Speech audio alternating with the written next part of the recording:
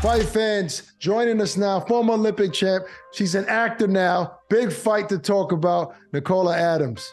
What's up, champ? Welcome. Good. Man, Welcome there's to so the much show. to talk about. Yeah, absolutely. Look, I want to jump right. First off, thanks for joining us. Welcome to the show. Massive fight in Dublin, Ireland. First off, Katie Taylor, were you a big Katie Taylor fan throughout her career? Yeah, well, I actually know Katie Taylor quite well.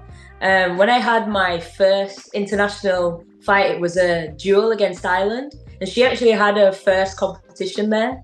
So I've known Katie years.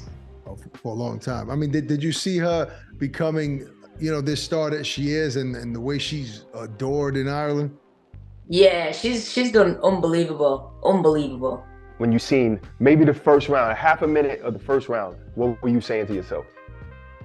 I was just saying, I don't know what I knew I was gonna expect a really good, toe-to-toe fight. Right. But what I saw was Chantelle Cameron just pumping that jab and just keeping Katie off balance, not really letting her settle into the fight. And I was like, oh, okay. I wasn't expecting that. I was expecting, Katie maybe to doing what Chantelle was doing, going in with the jab, feeling her out, moving Right. off at angles.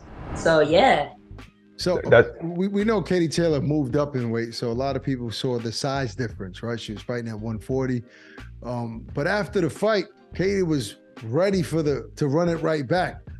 She said, I'm just ready for the rematch. I mean, if Katie comes in there with a different game plan, does she have a shot to beat Chantelle Cameron?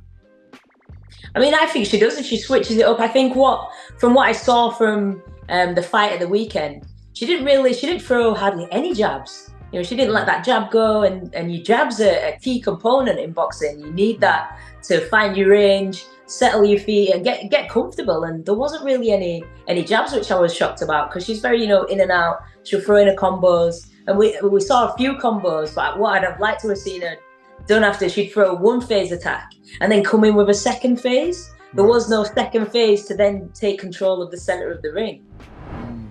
Well, you see, you're somebody who, you've decided to call it quits for your boxing career. So when that moment comes, how it feels, how tough it is. Katie Taylor's 36 years old. Do you think the better decision for her career is to rematch Cameron, or to get that big payday and give the fans what they want as well, and go back to Serrano, somebody who's closer to your weight class? Ooh, that's a really good question. I think the fighter that I know of Katie will want to get the rematch with Cameron, just to just to get that W. But I'd love to see a showdown with Serrano. That would be awesome. What fight would you rather see if there's only one to pick from those two?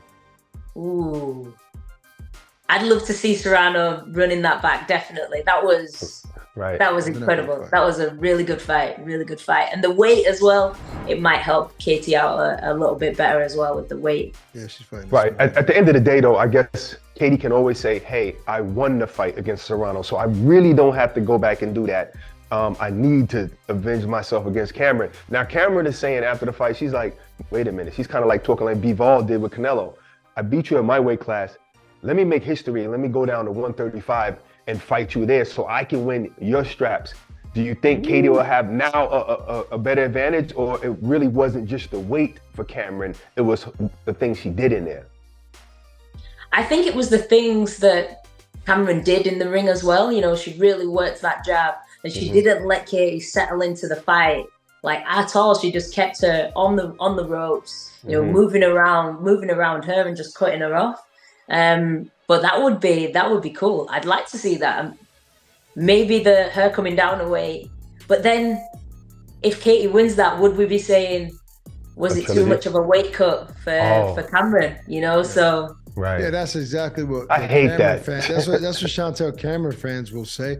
I mean, that's never going to change in boxing. When people support a certain fighter, if they drop weight, people are going to. But doesn't it work both that ways though, Ak? It kind of works both ways. Like, okay, it works both ways. It's like if you go up to 140, you could say, well, you're bigger than her. And if you come down to 135, they're gonna say, oh, she was wagering. Oh, of course, So, it's gonna it go kind of both works ways. both ways. Yeah. Nicole, I want to ask you a question. You know, Barack and I often say when we were at the Katie Taylor Amanda Serrano fight, Madison Square Garden, it was the best boxing event we've ever been to. And last couple of years, the way women's boxing has been thriving, we know there was an era, Don King era, Christy Martin, and then Layla Ali, where women's boxing was popular. But is it safe to say that with the talent in the sport today, with Clarissa doing what she's done, Alicia Baumgartner, obviously Katie Taylor, there's so many other great fighters, Sinisa Estrada,